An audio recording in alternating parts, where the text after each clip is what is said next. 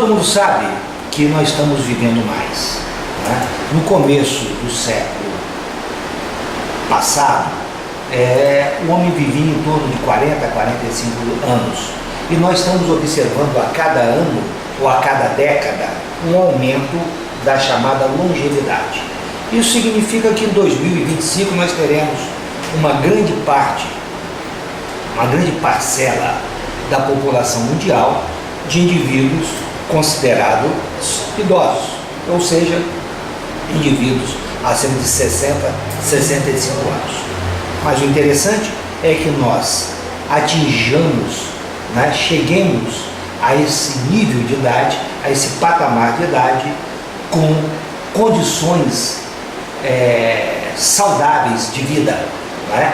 Quer dizer, não adianta nada a gente trabalhar, progredir, melhorar e chegar como se fosse aquele afogado, ou aquele náufrago que nadou e morreu na praia, né? Que não conseguiu, de exaustão, ou que morreu a 1 metro de água, depois dele nadar horas e horas e horas.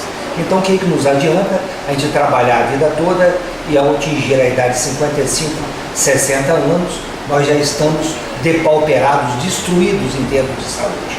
É vital que a gente possa manter esse nível razoável de saúde, né? É lógico que os problemas acontecem, acidentes acontecem, as doenças, muitas delas são imprevisíveis, né, ou imprevistas, mas muitos dos problemas que aparecem na nossa vida em termos de doença, esses problemas poderiam sim ser previstos ou evitados muitas vezes.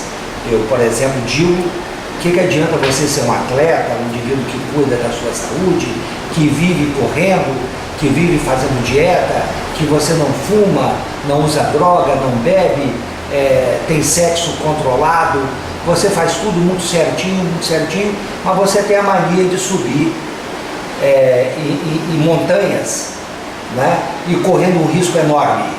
Você tem mania de fazer esportes radicais, como esse nosso corredor alemão, pentacampeão mundial, que num acidente de esqui, lá nas montanhas lá da França ou da Suíça, ele se acidentou e até hoje ele está em coma, ou pelo menos é essa notícia que nós temos a respeito do seu caso, que ele não está com a consciência plena, ou ele está muito debilitado, né? Enfim, a injúria cerebral dele foi muito intensa, o que o motiva a permanecer numa cama, como se fosse um vegetal, né? Enfim, mas de qualquer maneira nós estamos vivendo mais, né? Porque a ciência, a vida moderna, os remédios, o avanço da medicina nos proporcionou isso. Mas o envelhecimento sempre carrega consigo alguns problemas. E na minha área, que é a nefrologia e a urologia, a gente tem que entender que, como tudo no organismo envelhece, também as estruturas urinárias e marcadamente ou notadamente os rins vão envelhecendo. Então, com o passar do tempo, os rins diminuem o seu tamanho, né? E diminuindo o seu tamanho, há de se esperar que a sua função também diminua. Isso é verdade. Então, depois dos 30 anos, se nós imaginarmos que o indivíduo urine, a filtração renal exerça, o indivíduo urine 100 ml por minuto, né? Isso vai minguando, a cada ano passado vai diminuindo 1 ml dessa conta, né? Isso em função das chamadas escleroses renais, quer dizer, o rim filtra a urina em função de microfiltros chamados glomérulos, cuja a conexão com os túbulos nós temos o neco. E nós temos em cada rim, basicamente, 1 milhão de estruturas destas, promovendo no seu conjunto aquele chamado montante urinário, que varia geralmente de 1 litro a 1,5 litros por dia, dependendo se você bebeu mais água, bebeu menos água, bebeu mais líquido ou menos líquido, se você suou muito ou suou pouco, se você se expôs ao sol ou não. Não é verdade? Então, com o passar do tempo, esse número de estruturas funcionantes renais, isso vai diminuindo de tal maneira que é de se esperar, após os 50, 55, 60, 65, 70 anos, nós termos já uma deficiência relativa nesse funcionamento dessa máquina perfeita que é chamada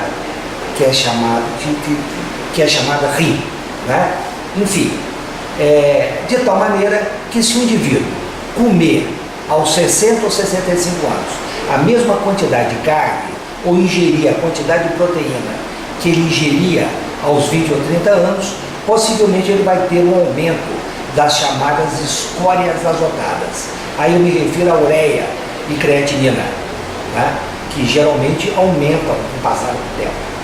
Isso existe uma dúvida enorme, muitos clínicos ainda não, ou têm dúvida com relação a isso, os médicos de uma maneira geral, os especialistas das várias especialidades, às vezes têm dúvida e nos transferem os pacientes para a gente opinar. Esse paciente vai operar, esse paciente tem 70 anos de idade e ele está com a ureia de 40 até o normal 40, 30, 40, ele está com 50, 55, 60. Isso às vezes para aquele paciente é um patamar normal. A creatinina que varia até 1, 1,2, no caso dele está 1,5. É só nós dizermos ou aconselharmos ao nosso paciente para ingerir uma menor quantidade de proteína, e proteína, a que eu me refiro é peixe, carne de galinha, a carne de vaca de uma maneira geral, leite, queijo, enfim, tudo isso está dentro do contexto chamado proteína. E todas as proteínas iriam aumentar a sobrecarga renal, produzindo um aumento da chamada ureia e possivelmente a creatinina também, que está mais associada com as proteínas, com a degradação das proteínas musculares. Enfim, então há que se entender que com o passar do tempo tudo envelhece, inclusive os rins. E esse envelhecimento é explicado pela esclerose renal, pelo entupimento dessas artérias que irrigam esse órgão fantástico que é o rim, no caso dois rins, né? E também pela esclerose dos túbulos renais, enfim, tudo isso levando a uma perda dessas estruturas mágicas, desses filtros microscópicos e que fazem ininterruptamente a produção de urina, levando consigo a ácidos, venenos, toxinas, antibióticos, vitaminas, tudo isso sai, é filtrado através desses rins, que na realidade a urina nada mais é do que um ultrafiltrado renal.